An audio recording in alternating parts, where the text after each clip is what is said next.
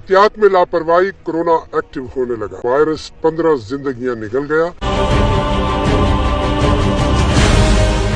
National command and operation centre کے جاری کردہ تازہ اعداد و شمار کے مطابق گزشتہ 24 گھنٹے کے دوران ملک بھر میں 15 اموات کے بعد جاں بحق افراد کی مجموعی تعداد 6,499 ہو گئی۔ مریضوں کی تعداد 3,13,431 تک جا پہنچی۔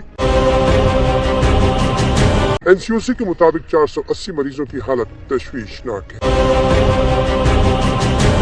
2,98,055 مریض صحت یاب بھی ہو چکے ہیں۔ NCOC کے مطابق سندھ میں 1,37,467، خیبر پختونخوا میں 37,845، پنجاب میں 99,605، اسلام آباد میں 16,650، بلوچستان میں 15,302 اور آزاد کشمیر میں 2,754 کیسز رپورٹ ہوئے، جبکہ گلگت بلتستان میں مریضوں کی تعداد 3,808 ہو گئی۔